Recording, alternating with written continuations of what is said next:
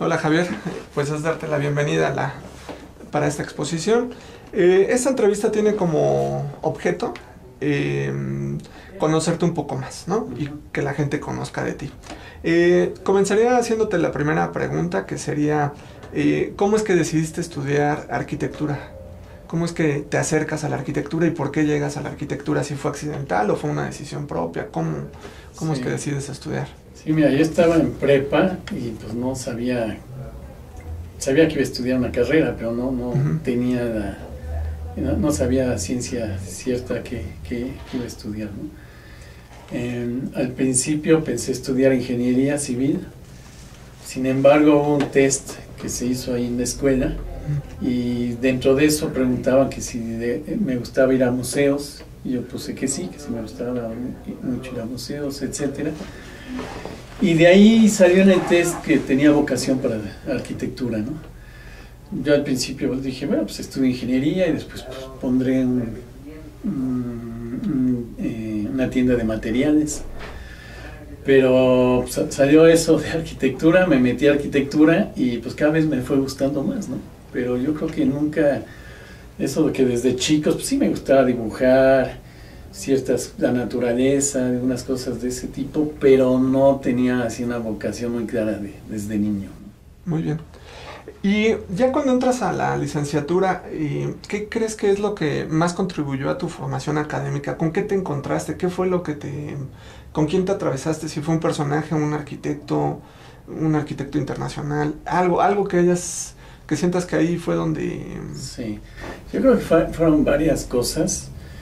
Cuando entré a la escuela, pues coincidió que entré con una prima que tenía muy buenas calificaciones, puro 10, y con otro compañero vecino que también era así de puro 10, ¿no? Entonces yo me sentía muy comprometido por un lado y al mismo tiempo pues era como difícil para uno, ¿no? Entonces yo me acuerdo que pensaba, pues le voy a tener que meter muchas ganas, a trabajar mucho.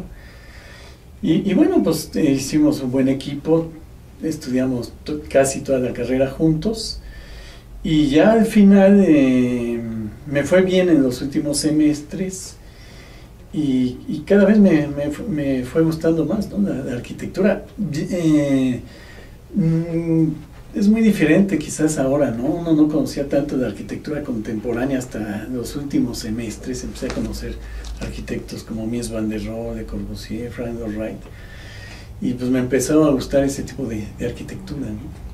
Y ahorita que mencionas a estos personajes de la arquitectura, ¿sientes que hay alguien nacional y alguien internacional que fue alguien, tu aliado, tu cómplice para proyectar? Sobre todo al final, ¿no? Ya que salí de la escuela. Sí, recuerdo que en la escuela, por ejemplo, en algún semestre proyecté muy al estilo Mies van der Rohe, pero tampoco los conocía mucho a Le Corbusier y Frank Lloyd Wright, sino ya casi hasta el final.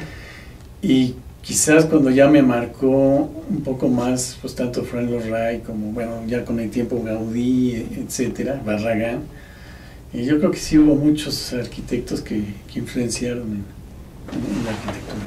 Ahora, podemos percibir en tu obra, en tus proyectos, hay una etapa de un Javier que egresa y hay un Javier que empieza a madurar. ¿Crees que sea correcto la lectura que tenemos de o que hay algo que cambia y empieza a darse esta arquitectura bioorgánica? Sí, mira, desde que salí en el centro, hice un proyecto para un centro cultural y deportivo.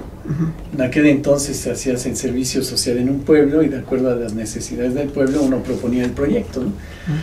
Y al principio pues tenía formas ortogonales y con el tiempo me di cuenta de que pues, había una pista de carrera, un gimnasio, una cancha de béisbol y pedía formas libres.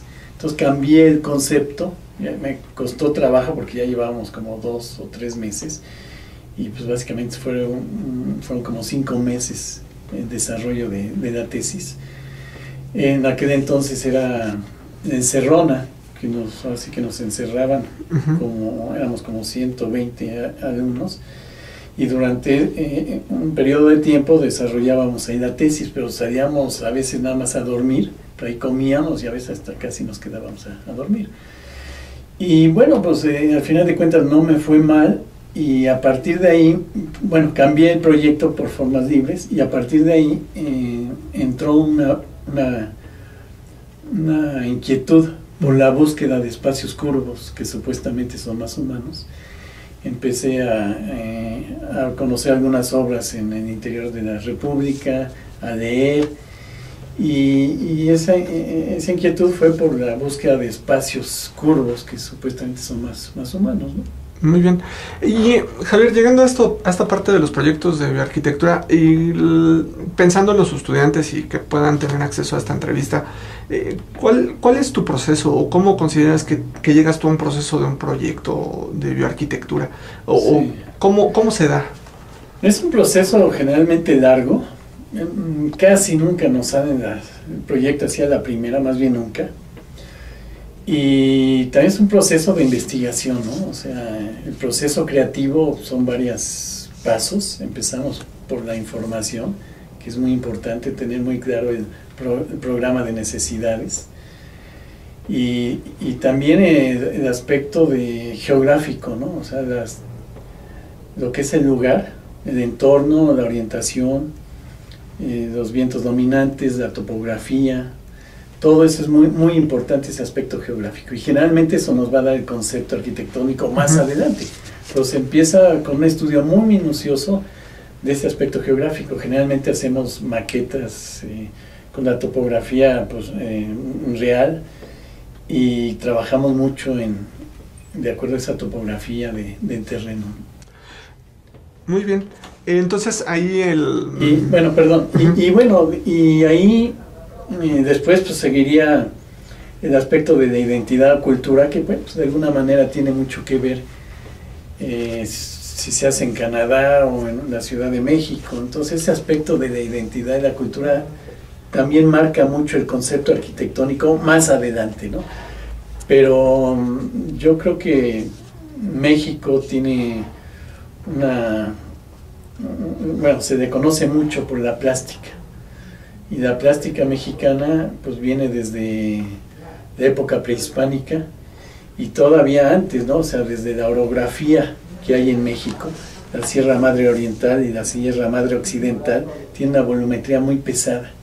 Y eso de alguna manera influyó en los indígenas, en la arquitectura prehispánica, para hacer sus pirámides y la escultura prehispánica. O sea, se caracteriza por esa volumetría pesada. Posteriormente viene la época de la colonia, en la que por coincidencia o no, también es una volumetría muy pesada, como son los conventos, las haciendas, se caracteriza por esa pesadez, ¿no? Y la arquitectura contemporánea de Agustín Hernández, de Gorreta, Barragán, Abraham Saludowski, Teodoro González de León, también se caracteriza por la volumetría pesada. Entonces, ese es el primer paso, ¿no? de tomar en cuenta estos aspectos. El segundo viene la investigación, que es conocer proyectos análogos. Posteriormente viene el diagrama de funcionamiento, ya con las áreas y con zonificación, con los colores de la zonificación. Posteriormente viene la síntesis, que es, como el nombre lo dice, es un resumen de todo lo anterior. Y ya después viene el concepto arquitectónico, que es lo más interesante, y que pues no es el estar sentado o mecerse en la hamaca esperando a que llegue la idea o el concepto, ¿no? Sino más bien es el producto de todo lo anterior. Ya que tienes el concepto, pues ya viene el anteproyecto y el proyecto ejecutivo, ¿no? Pero sí, seguimos un proceso creativo generalmente. Muy bien.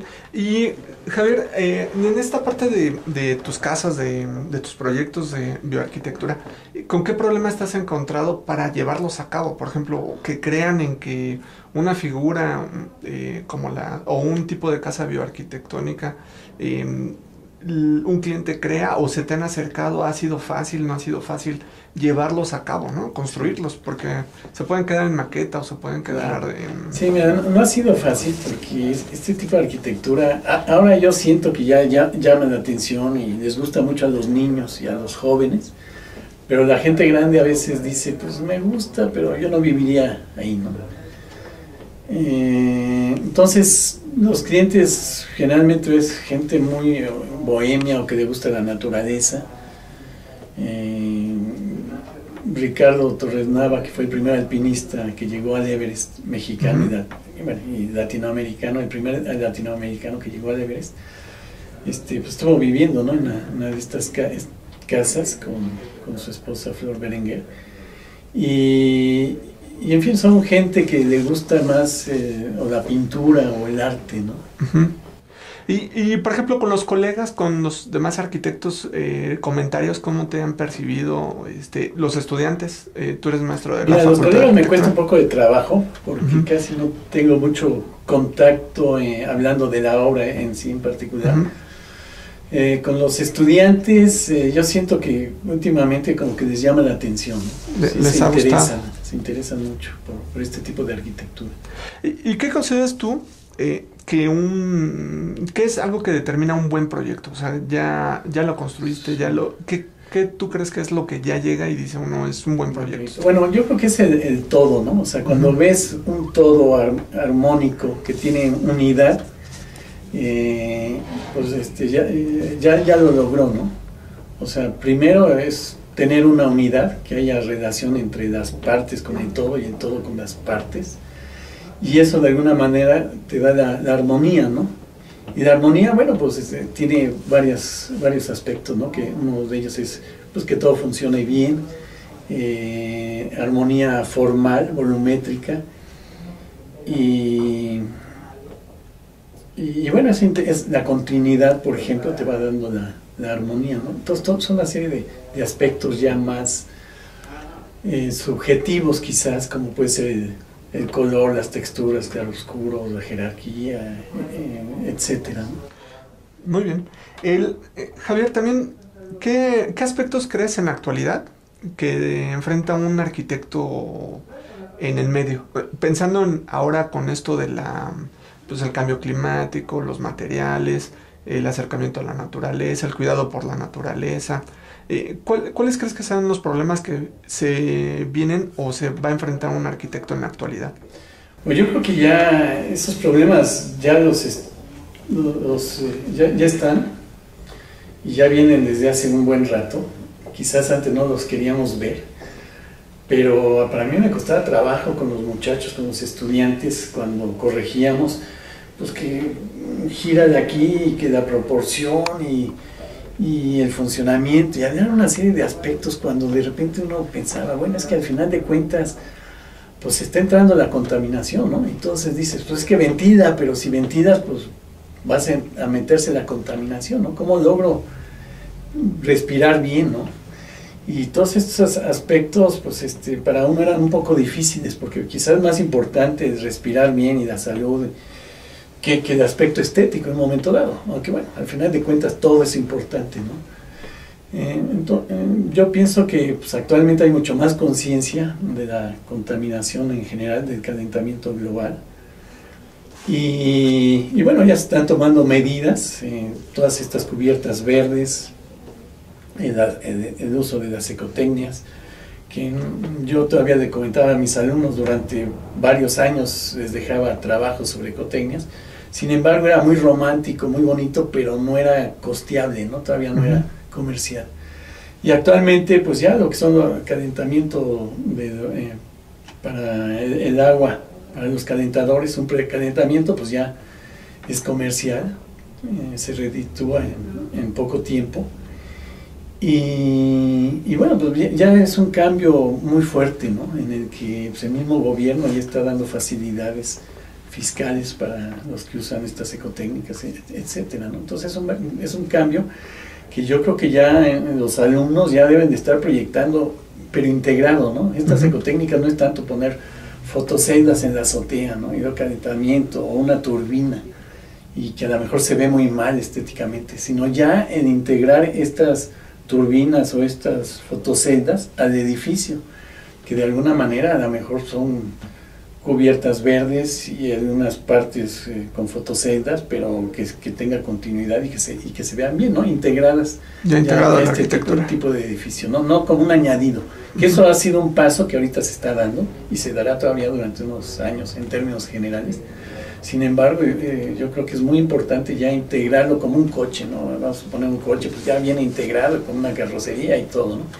Y no, quizás, no conozco mucho, pero quizás alguno de los coches hace muchos años, pues se iban añadiendo cosas, o como en las computadoras, ¿no? Que se van añadiendo cosas, sino ya algo que nazca bien, sano, de esencia, integrado con la naturaleza del edificio. Muy bien. Ahora, Javier, de tu obra, tú cuando vas por la ciudad o por el campo, cuando viajas, a ti visual y físicamente, ¿qué te inspira para tus proyectos? O sea, que cuando viajas, ¿cuándo es cuando te... Sí. Bueno, o la cultura, o una buena lectura? Sí, yo creo que todo esto te va como permeando, te va metiendo estas cosas en la cabeza, y de repente se van como sintetizando y se canaliza quizás en el concepto de algún proyecto, ¿no? Pero es un poco difícil, a veces ves cierta cosa y te gusta y la quieres canalizar y no es tan fácil, quizás con el tiempo inconscientemente se canaliza en algún proyecto. Pero bueno, yo creo que eso sí influye mucho, el aspecto formal, plástico, la misma naturaleza. Todo eso de alguna manera se va, pues no sé, si como amalgamando dentro de este como espíritu que en un momento dado se le da a ciertas obras, ¿no?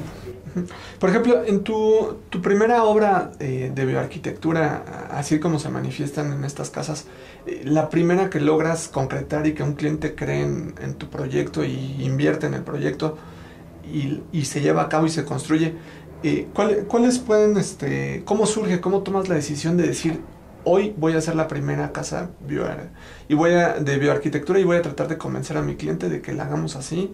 ¿Es porque conoces el terreno, porque lo conoces a él? O sea, ¿cómo se decide la primera, la que te permite a ti? Que no se hizo así de repente la primera, sino se fue dando, ¿no? Al principio hubo la oportunidad de hacer el diseño de una casa, para la casa de mis papás, y se hizo en forma libre, orgánica. Sin embargo, no se llegó a construir, pero nos sirvió como gimnasia, como preparación para el otro. Posteriormente, un amigo mío quería hacer una casita en un terreno, en el que básicamente era un espacio para estar, comer, cocinar, y uno para dormir, y lo quería de adobe. Y bueno, nos íbamos al mediodía, porque él salía de trabajar al mediodía con tortas, allá por Coajimalpa. Y ahí se hizo, ¿no? Unos espacios muy pequeños, con el adobe que se nos estaba haciendo ahí, el cuidador de un terreno. Y era como una S, y arriba tenía como palapa, con murillos. Y los muebles se hicieron de adobe. Entonces nos sirvió un poco como para saber o tratar de integrar los muebles a la casa con el mismo adobe. Y ya posteriormente hubo la oportunidad de hacer una casa para nosotros y conocimos el ferrocemento. Al principio se hizo el proyecto porque sobró piedra de otro proyecto que habíamos hecho en el terreno. Se llevó la piedra al lugar y pensamos hacer una casa de piedra con formas libres. Y el techo iba a ser de madera, pero no había la continuidad que queríamos entre el muro y el techo. Conocimos el ferrocemento y pues me fui, no sé, como 3 semanas al Instituto Mexicano del Cemento y el Concreto para leer las notas que habían escrito sobre el ferrocemento. Y ahí se veía cómo los barcos, los hilos, depósitos de agua en los países del tercer mundo se hacían de ferrocemento, lo que era en aquel entonces del tercer mundo, China, la India, Cuba, hacían todas estas construcciones a base de un esqueleto de varilla, malla de gallinero de un lado, por dentro también malla de gallinero, y luego se lanzaba el mortero, que era cemento y arena, ya sea con la cuchara o con una pistola o a mano con guantes, ¿no? Entonces, el conocer el sistema constructivo del ferrocemento fue muy importante para darle continuidad al piso con el muro y la cubierta, ¿no? Y bueno, de ahí nace esta casa que tiene pasto encima, tierra y pasto encima, que sirve sobre todo como un aislante térmico y acústico. Javier, ¿y crees que tú siendo docente de la universidad y teniendo esto, ya ejecutando proyectos y haber logrado varios proyectos de bioarquitectura, ¿crees que se puede instalar? O sea, ¿crees que se puede llegar a instalar en México una tendencia, un movimiento donde varios participen y se lleguen a hacer varias obras? O sea, ¿crees que realmente la gente pueda, pensando en el movimiento global, en la situación, todo, ¿tú crees que haya, por ejemplo, a lo mejor podría ser el estandarte o el punto de partida para que la gente invierta y crea en los proyectos? Sí, yo estoy convencido que eso va a cambiar, ¿no? Y, bueno, no nada más en México, en todo el mundo. Nosotros teníamos un proyecto de una casa flor, que de hecho nace en Mexicali.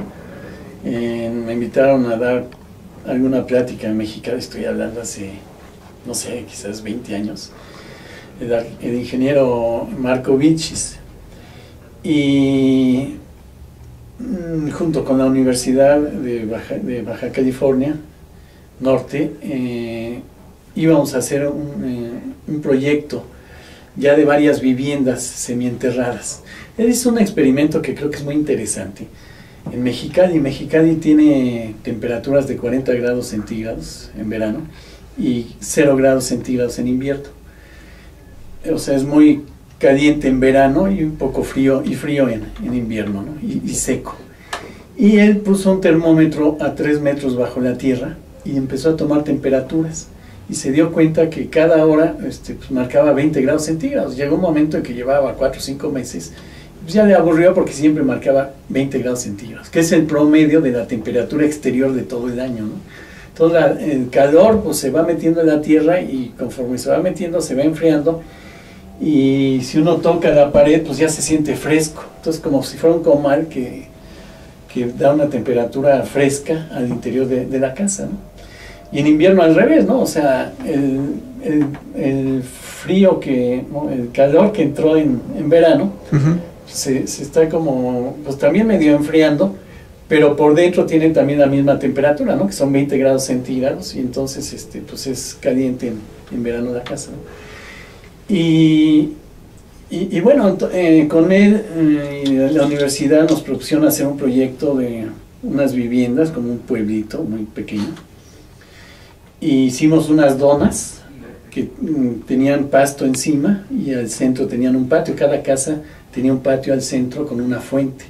Entonces se creaba un microclima en el interior. La tierra servía como aislante térmico y un estacionamiento común, y a través de senderos un poco angostos para que se produzcan las mismas casas sombras y que no fuera muy caliente, pues hubiera convivencia con las diferentes familias y las viviendas, ¿no?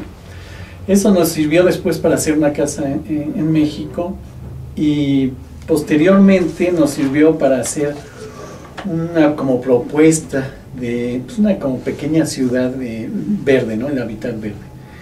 Y ahí en esta propuesta son pues como 50, 60 viviendas con este patio al centro.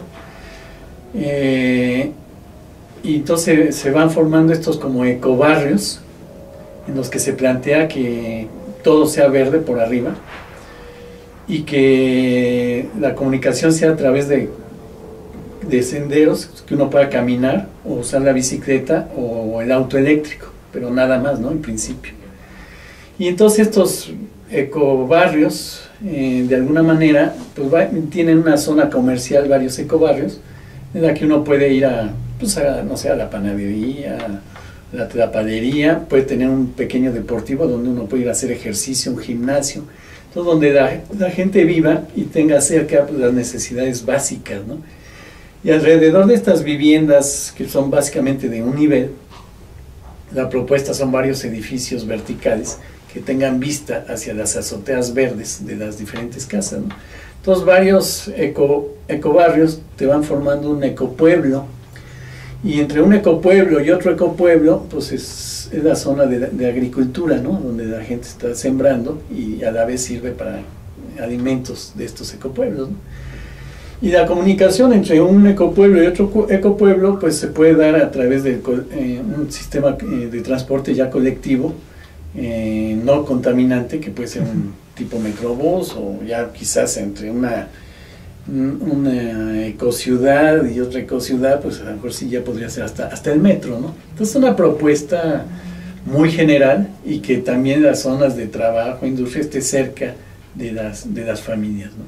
¿Y se ha acercado algún gente a gobiernos, por ejemplo, interesados en hacer algo con...? No lo hemos todavía dado, no. o sea, se metió a un concurso de Holcim, de cemento, y yo tengo interés de platicar con ARA, o con estas constructoras de viviendas, para ver si se puede hacer lógico, no un desarrollo así tan grande, pero empezar con las viviendas, un desarrollo de quizás 50 o 60 viviendas, en alguna zona del norte, sobre todo por la zona de Mexicali y Sonora, que se prestan más este tipo de casas, ¿no? Muy bien.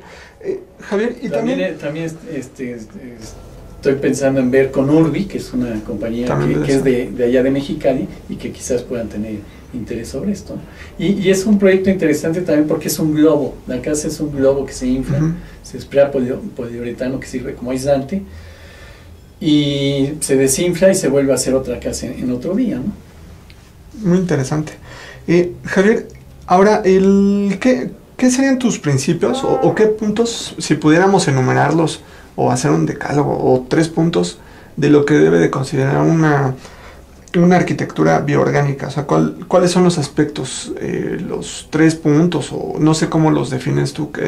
Sí, creo que algunos ya se comentaron, que es el aspecto geográfico, tomar en cuenta. Lógico, tomar en cuenta el funcionamiento, las relaciones de los diferentes espacios y tomar en cuenta al hombre, ¿no? Yo quizás lo resumiría más que en 3 aspectos, en 2 aspectos. En tomar en cuenta al hombre y su relación con la naturaleza, ¿no? Al final de cuentas, el hombre es parte de la naturaleza, si se puede reducir en una palabra, pues sería naturaleza, ¿no? La integración el hombre, que es parte de la naturaleza, con su mismo medio y sus necesidades básicas, elementales, como es comer, dormir, platicar, descansar, divertirse y vivir con una calidad de vida, ¿no? Javier, también, ¿tú crees, pensando ahorita en lo que hemos ido platicando, y nosotros por esta entrevista conocimos tu obra desde que empiezas, y vemos esta arquitectura bioorgánica que va apareciendo y como en la última década se ha manifestado más intensamente? ¿Tú consideras que ya alcanzaste una madurez como arquitecto o cómo te percibes tú hoy, en la actualidad? Después de todo De alguna manera sí siento que ciertos aspectos sí se han venido consolidando.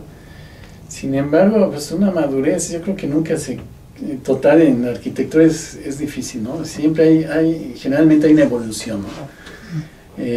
Oscar Niemeyer tiene 101 años, va para 102, sí, el 15 de diciembre, esperemos que cumpla 102 años.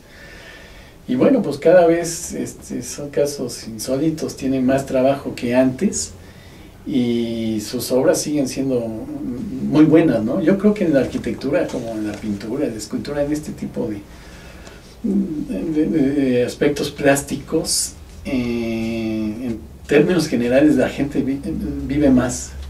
Vemos a Picasso, Miró, Dalí, todos ellos, ¿no? Y de alguna manera no se me fue la idea, pero de alguna manera pues llegan llegan a su madurez, ¿no? Y sus obras últimas siempre siguen siendo quizás de las mejores, ¿no? ¿Cómo es que tú te involucras en la enseñanza?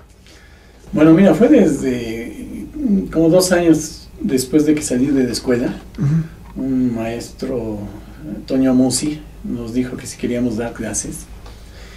Y bueno, fue como una anécdota, ¿no? De que junto con el arquitecto Daniel Arredondo nos hizo un escrito, o sea, estaba la propuesta para que diéramos clase, pero faltaba que la firmara el director, y en aquel entonces el director era el arquitecto René Capdeville, que fue cuando hubo el problema con el autogobierno, y él estuvo de director, y le puso en el escritorio pues, el contrato, no me acuerdo, con el nombramiento, para ver si lo firmaba. Y yo recuerdo que ese día, ya en la tarde, salían las últimas noticias en el Excelsior, que decía, porque todo el mundo conocía a René Capdeville, había sido una situación pues casi política a nivel nacional, y salía en el encabezado, Capdeville renuncia, ¿no? Pues yo pensé, dije, bueno, pues ya no daremos clases, ¿no? Y pues resultó que antes de renunciar había firmado, ¿no? Cosa que la gente normalmente no hace, ¿no? Tenía muchos pantalones, era una gente muy honesta, y a raíz de eso entramos a dar clases, ¿no? Pero fue una cosa un poco fortuita, ¿no? Muy bien. Y tú actualmente estás dando clases en la UNAM. ¿Qué consejos, teniendo esta experiencia de estar dándolas y ya tener tiempo dando clases, qué consejo le podrías dar a un estudiante de arquitectura que inicia y a un recién egresado de la licenciatura de arquitectura, pensando en lo que se va a enfrentar? Claro. Mira, al que inicia, yo generalmente cuando inicio también el primer día de clases a los alumnos, cuando les daba de primer ingreso, les comentaba que un pintor, Van der Waals, se encontró a un amigo afuera del cine y él me invitó a dar clases, y Van der Waals dijo que sí, pero con una condición, de que le diera libertad de cátedra. Le dio libertad de cátedra, y el primer día de clases le dice a sus alumnos, si ustedes no tienen vocación de ser arquitectos, váyanse. Y si verdaderamente tienen vocación de ser arquitectos, con mayor razón, váyanse, ¿no? Yo no tengo los suficientes pantalones para decírselos directamente a los muchachos, pero a lo que va Van der Waals más que todo es que se aprende más fuera de la escuela que en la misma escuela.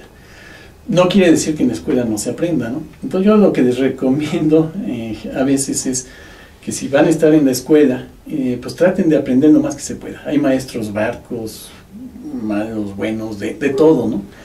Sin embargo, cuando yo llego a dar clases y ven el pizarrón una serie de escritos y gráficas, esquemas, hijo, es muy interesante y me llama la atención, y empiezo como a recordar y aprendo, ¿no?, de eso.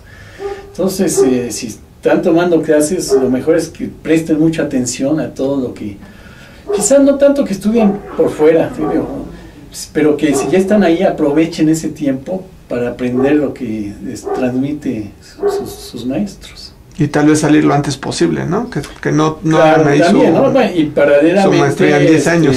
Pues, si pueden ir a obras, si se puede trabajar, que no es fácil en arquitectura por el tiempo, pero complementar, leer mucho, pues todo eso va ayudando, y ser